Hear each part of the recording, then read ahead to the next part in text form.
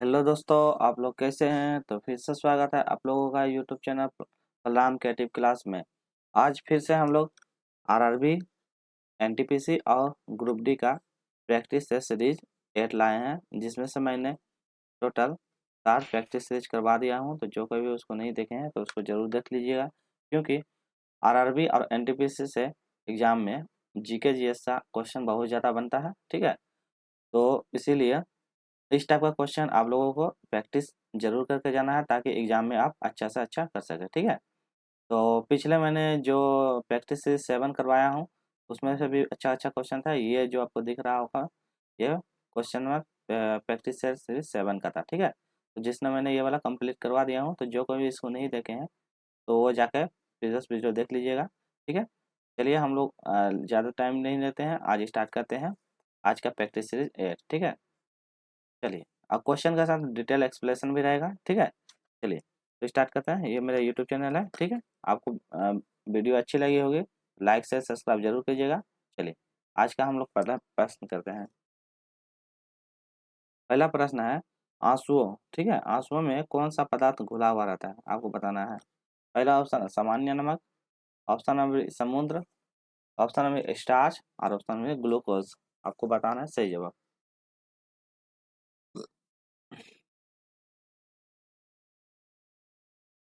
चलिए, तो इसका सही आंसर देख लेते हैं। इसका सही आंसर क्या है? ऑप्शन नंबर क्या है? सामान्य नमक। तो आंसू में कौन सी गैस मतलब रहती है पदार्थ?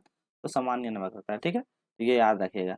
चलिए, इसमें से कुछ कुछ ऑप्शन हम देख लेते हैं इसका कुछ कुछ, जैसे कि स्टार्च के बारे में, ग्लूकोज के बारे में। ठीक है, तो उसके बारे में थोड़ा सा पढ़ लेते हैं, ताकि मान ले इससे इसके बाद जैसे स्टार्च से रिलेटेड कोई क्वेश्चन आ गया, तो ताकि आपको क्वेश्चन ना छूटे। ठीक है, चलिए, तो स्टार्च के बारे में तो जरूर बात देख लेते हैं। स्टार्च क्या होता है? ग्लूकोज अणुओं की एक श्रृंखला से बनी होती है। तो ये डायरेक्ट एग्जाम में कभी पूछ देगा, तो स्टार्च किससे बना हुआ था? तो ग्लूकोज की अणुओं की श्रृंखला से। ठीक है, तो ये भी याद रखिएगा। चलिए, दूसरा देख लेते हैं। स्टार्च में क्या है? बीजों, कंदों, पौधों और अन्य भागों के सूक्ष्म कणों के रूप में पाया जाता है। तो स्टार्च किस रूप में पाया जाता है? तो बीज के रूप में, ठीक है, कंदों के रूप में, और पौधों के अन्य जो भाग होते हैं उनके सूक्ष्म कणों के रूप में स्टार्च पाया जाता है। तो ये भी आप लोग याद रखिएगा। ठीक, चलिए अगला देख लेते हैं स्टार्च के बारे में। स्टार्च क्या है? चावल में पाया जाता है, मक्का में, गेहूं में, सेम में, आलू में, और कई अन्य वनस्पति जो खाद्य पदार्थ जो हम लोग खाते हैं या यूज करते हैं, उसमें क्या है? उसका एक महत्वपूर्ण घटक है। तो ये भी आप लोग याद रखें, कभी कभी एग्जाम में पूछा जाता है। तो 4 ऑप्शन दे दिया जाएगा, उसमें से आपको एलिमिनेट करना पड़ेगा स्टार्च किस में पाया जाता है। ठीक है, तो ये भी याद रखें, चावल, मक्का, गेहूँ, सेम, आलू और कई जो भी वनस्पति खाद्य पदार्थ है उसमें भी पाया जाता है। ठीक, चलिए अगला देख लेते हैं स्टार्च के बारे में। स्टार्च से भरपूर कुछ फसलें, तो जैसे कुछ फसलें कौन कौन सा हो जाएगा? जैसे कसावा हो जाएगा, पेरुवियन हो जाएगा, गाजर हो जाएगा, और रतालू, और एगो तारो। ठीक है, और शकरकंद। तो ये सब जो होता है इसमें भी भरपूर मात्रा में पाया जाता है, तो स्टार्च लेना होगा। तो ठीक है, तो ये सब हो गया। ठीक है, चलिए, तो ये इसका हो गया डिटेल एक्सप्लेनेशन है। तो इसका सही आंसर क्या हो जाएगा? ये सामान्य नमक पाया जाता है आंसुओं में। ठीक, तो याद रखिएगा। चलिए, हम लोग क्वेश्चन नंबर 2 की ओर बढ़ते हैं। क्वेश्चन नंबर 2 की में क्या कहता है कि आकाश के नीले दिखाई देने का मुख्य कारण क्या है? तो आपको बताना, आकाश नीला दिखाई देता है उसका मुख्य कारण क्या है, बताना। पहला ऑप्शन है सूर्य की रोशनी नीली होती है इसलिए। ऑप्शन में भी बोलता है वायुमंडल में उपस्थित धूल आदि कणों के द्वारा सौर किरण का प्रकीर्णन के कारण, मतलब सौर्य किरण के प्रकीर्णन के कारण। ऑप्शन नंबर सी बोलता है प्रकाश का परावर्तन के कारण, और ऑप्शन नंबर डी बोलता है प्रकाश के अपरावर्तन के कारण। तो बताइए, आकाश नीला दिखाई देने का क्या कारण हो सकता है?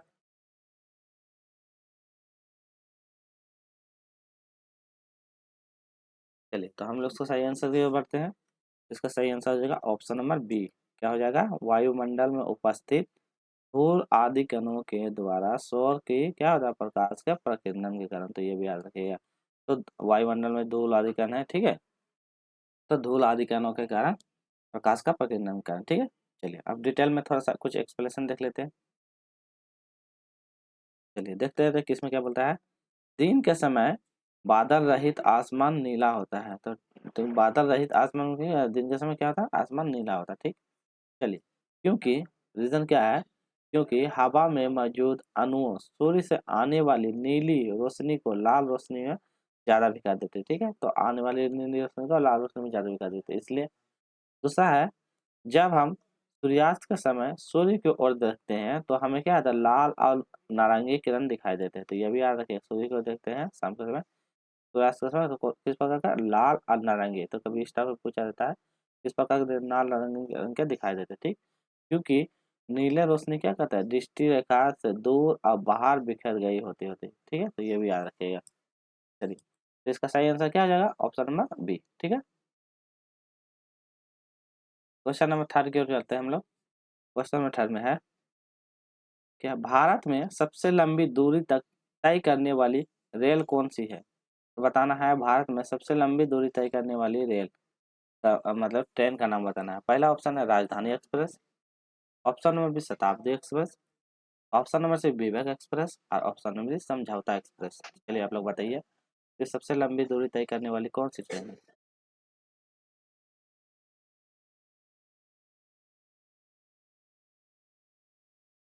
चलिए, तो सही आंसर की ओर बढ़ते हैं। तो सही आंसर रहेगा विवेक एक्सप्रेस। तो इसका सही आंसर क्या है, ऑप्शन नंबर सी विवेक एक्सप्रेस। तो याद रखिएगा विवेक एक्सप्रेस, ठीक है। चलिए, कुछ डिटेल में देख लेते हैं। चलिए, नेक्स्ट क्वेश्चन देख लेते, क्वेश्चन नंबर 4। क्वेश्चन नंबर 4 में क्या बोलता है, प्लास्टर ऑफ पेरिस, ठीक है, प्लास्टर ऑफ पेरिस किया जाता है, इसमें किया जाता है, ठीक है। पहला सोडियम बाइकार्बोनेट से, ऑप्शन जिप्सम से, ऑप्शन से यूरिया से, और ऑप्शन कार्बन से। तो बताइए प्लास्टर ऑफ पेरिस प्राप्त किससे किया जाता है।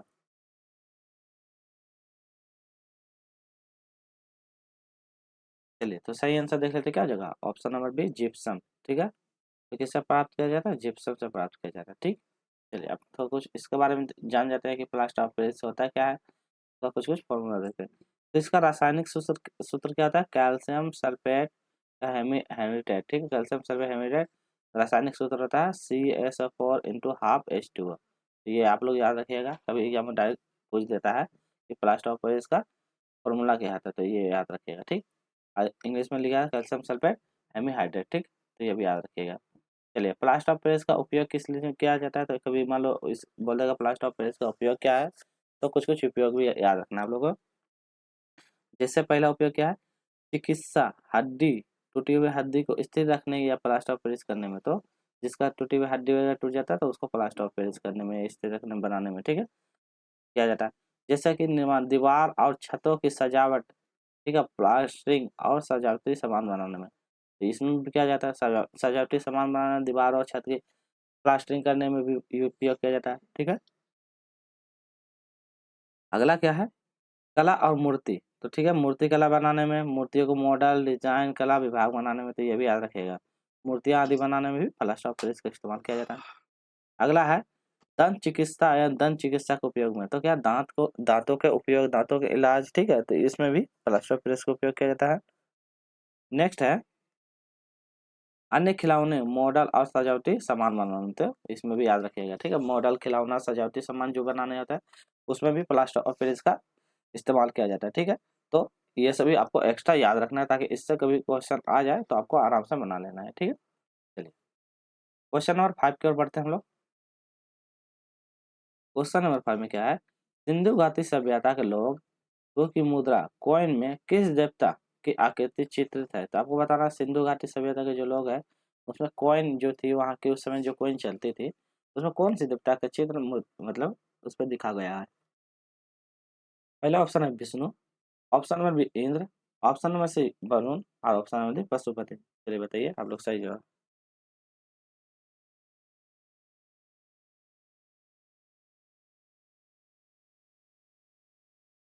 तो सही जवाब क्या होगा, इसमें ऑप्शन नंबर डी पशुपति।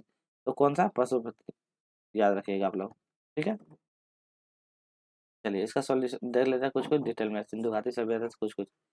कभी बोल देगा एग्जाम में, जुते हुए खेतों का प्रमाण कहाँ मिला, तो कहाँ बताइए, सिंधु घाटी सभ्यता के स्थल से जुते हुए खेत का प्रमाण, साक्ष्य मिला। तो याद रखिएगा, ठीक है, सिंधु घाटी सभ्यता से, ठीक है। चलिए, दूसरा है बंदरगाह। बंदरगाह से क्या मिला, लोथल सिंधु घाटी सभ्यता का एक महत्वपूर्ण बंदरगाह था, ठीक है। तो बंदरगाह के बारे में क्या है, लोथल, लोथल कौन सा जगह है, लोथल, जो लोथल में क्या है, एक महत्वपूर्ण बंदरगाह का साक्ष्य मिला था। तो ये भी आप लोग याद रखिएगा, ठीक। अन्य बातें देख लेते हैं और कुछ कुछ क्या है, सिंधु घाटी सभ्यता के एक प्रकार कौन सी कांस्य युगीन सभ्यता थी। तो ये भी यहाँ पे पूछा जाता है डायरेक्ट, तो सिंधु घाटी सभ्यता कैसी थी, एक बार का कांस्य युगीन सभ्यता थी, ठीक है, याद रखिएगा। अगला है, यह सभ्यता क्या है, सिंधु और उसकी सहायक नदियों के क्षेत्र में फैली हुई थी, तो ये भी याद रखिएगा, सिंधु और उसके सहायक नदी के रूप में ये फैली हुई थी, ठीक है। तो दूसरा है, हड़प्पा और मोहनजोदड़ो सिंधु घाटी सभ्यता का एक प्रकार का क्या है, प्रमुख शहर है। तो ये हमें पूछिए कौन कौन सा, हड़प्पा और मोहनजोदड़ो एक प्रकार का बहुत ज्यादा प्रमुख शहर था, ठीक है। चलिए, दूसरा है, सिंधु घाटी सभ्यता का पतन लगभग क्या, 1800 ईसा पूर्व के आसपास हुआ था। तो ये भी याद रखिएगा, सिंधु घाटी का पतन मतलब कि समाप्ति कब हुआ, 1800 ईसा पूर्व के आसपास, ठीक है। चलिए, तो जिसे सिंधु घाटी सभ्यता का खोज किसने किया था, 1921 में, कौन किया था, दयाराम साहनी। तो ये भी याद रखिएगा, दयाराम साहनी। चलिए, इतना हो गया। तो इसका सही आंसर क्या हो जाएगा, ऑप्शन नंबर डी, पशुपति, ठीक है। तो ये याद रखिएगा आप लोग। चलिए, इसी में सिंधु घाटी के बाद बोल देगा कि सिंधु घाटी के बाद बोलेगा मोहनजोदड़ो, उसकी खोज तो राखा अगस्त 1922 में, ठीक है। तो वो भी याद रखिएगा। चलिए, अगला देख लेते हैं, इसमें क्या बोलता है, भारतीय रेल का राष्ट्रीयकरण कब हुआ, तो बताइएगा भारतीय रेल का राष्ट्रीयकरण कब हुआ था। पहला ऑप्शन 1950 में, ऑप्शन में 1998 में, ऑप्शन में से 1955 में, और ऑप्शन में 1960 में। तो बताइए भारतीय राष्ट्र का राष्ट्रीयकरण कब हुआ था।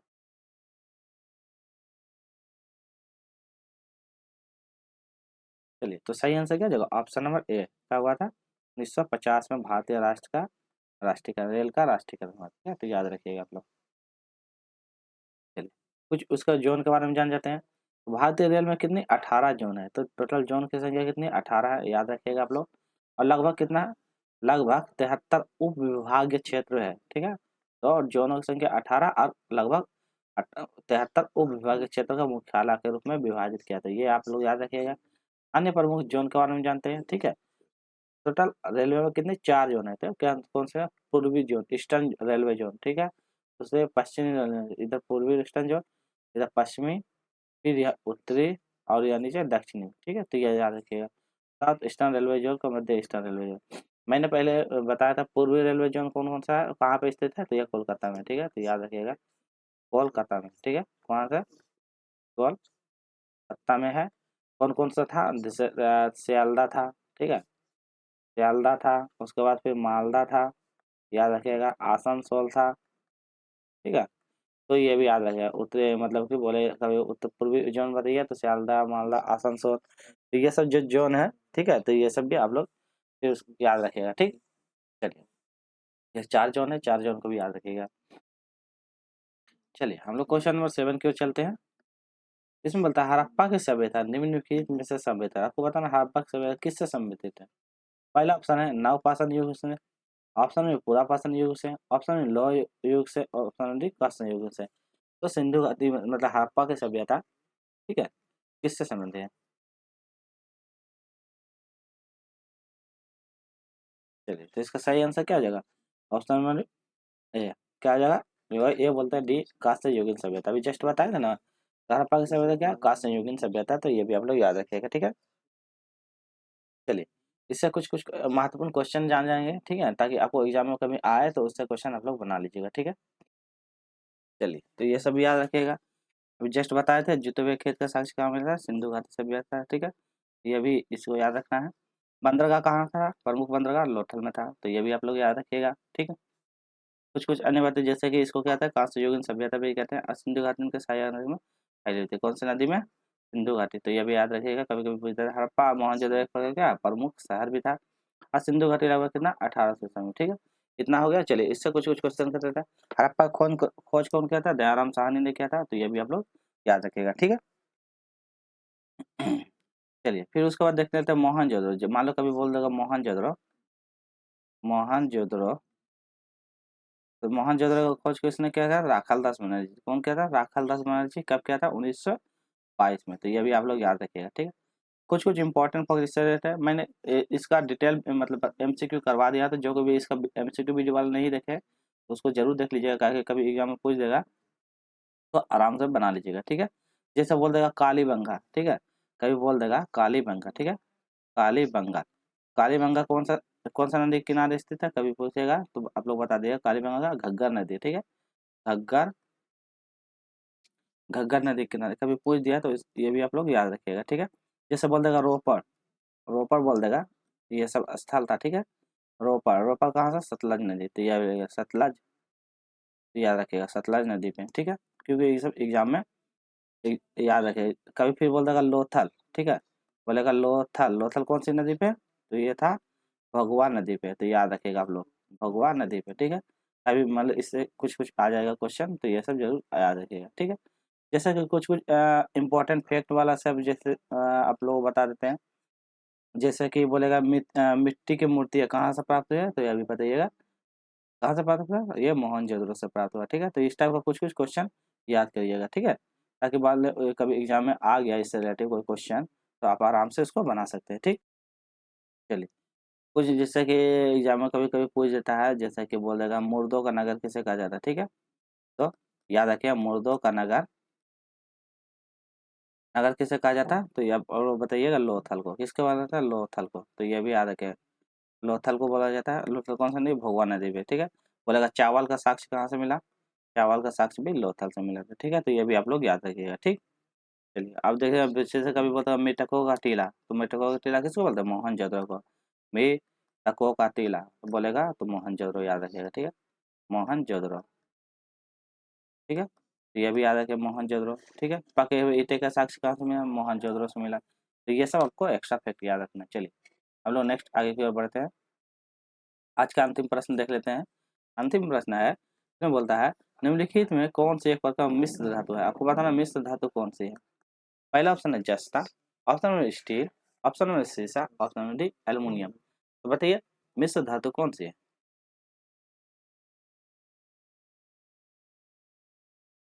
चलिए, तो इस मिश्र धातु कौन सी है? एल्युमिनियम, ठीक है। तो याद रखिएगा आप लोग, मिश्र धातु हो जाएगा एल्युमिनियम, ऑप्शन नंबर डी, ठीक है। चलिए, हम लोग देखते हैं मिश्र धातु से किस प्रकार का क्वेश्चन बन सकता है। यह बड़ा बहुत इंपॉर्टेंट है, तो इसको जरूर याद, डायरेक्ट एग्जाम में पूछेगा कि पीतल किससे बना हुआ है। तो पीतल किससे बना हुआ है? तो डायरेक्ट याद बताइए तांबा और जिंक से। तो कॉपर प्लस जिंक मिलके इसका पीतल का निर्माण करता है। बहुत ज़्यादा इंपॉर्टेंट है, एग्जाम में बार बार ये क्वेश्चन पूछता है, तो इसको जरूर आप लोग याद रखिएगा ताकि एग्जाम में छूटे ना, ठीक। दूसरा बोलेगा कांसा, कांसा किसका मिश्रण से है? तो कांसा किसका है? ये भी कॉपर प्लस टीन से, ठीक है। तो क्या कॉपर प्लस टीन से, ठीक है। तो याद रखिएगा, बहुत ज़्यादा इंपॉर्टेंट है। दूसरा बोलेगा कि स्टील, स्टील किससे बना हुआ? तो स्टील बना है लोहा प्लस कार्बन से, ठीक है। तो लोहा और कार्बन से क्या होता है? स्टील का निर्माण होता है। तो ये चार, ये तीन क्वेश्चन जो है एग्जाम में बार बार रिपीट किया जाता है, और ये सारा क्या मिश्र धातु है, मतलब कि दो धातुओं से मिलकर, ठीक है। मिश्र धातु उसमें किस कहते हैं जिसमें धातु और अधातु दोनों का गुण पाया जाता है, उसे मिश्र धातु कहते हैं, ठीक है। याद रखिएगा। पीतल के लिए तांबा और जस्ता से मिलकर, मतलब कांसा के लिए क्या था? तांबा और टीन मिलकर बनता है, और लोहा के लिए मतलब स्टील के लिए क्या बनता है? Fe और कार्बन। तो मतलब ये दोनों मिलकर स्टील का निर्माण करता है, ठीक है। चलिए, इसका कुछ विशेषताएं देख लेते हैं। विशेषताएं हैं कि मिश्र धातु अपनी मूल धातुओं की तुलना में अधिक मजबूत और कठोर और जंग प्रतिरोधी होता है। मिश्र धातु क्यों होता है अधिक? ये सबसे अधिक कठोर भी होता है और जंग प्रतिरोधी होता है। इसमें जंग लगने की क्षमता नहीं, जल्दी नहीं लगती है, ठीक है। ये बहुत ही मजबूत होता है, इसीलिए मिश्र धातु होता है। मिश्र धातु का उपयोग क्या था? विभिन्न उद्योगों में किया जाता है, जैसे कि निर्माण, ऑटोमोबाइल्स के निर्माण में, इलेक्ट्रॉनिक्स के निर्माण में। तो याद रखिएगा मिश्र धातु जो है ऑटोमोबाइल्स और इलेक्ट्रॉनिक्स में भी करते हैं। उदाहरण के लिए इस्पात का उपयोग हम क्या है? पुल बनाने में, जहाज बनाने में, वाहन बनाने में, जबकि पीतल का उपयोग हम बर्तन बनाने में करते हैं। तो याद रखिएगा, ठीक है। तो क्या क्या का उपयोग करते हैं? जहाज, वाहन आदि बनाने में करते हैं, परंतु पीतल को भी हम क्या सिर्फ बर्तन बनाने में इस्तेमाल करते हैं, ठीक है। तो चलिए, आज का वीडियो इतना ही रखते हैं, ठीक है। आपको वीडियो कैसे लगी? आपको क्या करना है? वीडियो को लाइक करना है, ठीक है, लाइक करना है, उसके बाद शेयर करना है, और उसके बाद चैनल को सब्सक्राइब करना है, ठीक है। तो फिर हम मिलते हैं नेक्स्ट वीडियो में। आज के लिए इतना ही। आपको वीडियो अच्छी लगी होगी तो लाइक से सब्सक्राइब जरूर कीजिएगा, और अपने दोस्तों के साथ शेयर कीजिएगा, ताकि इसी तरह का और भी अच्छा से अच्छा कंटेंट आपको मिलता रहे, ठीक है, और कोई भी वीडियो आप लोगों को मिस ना हो, ठीक है। मिलते हैं नेक्स्ट वीडियो।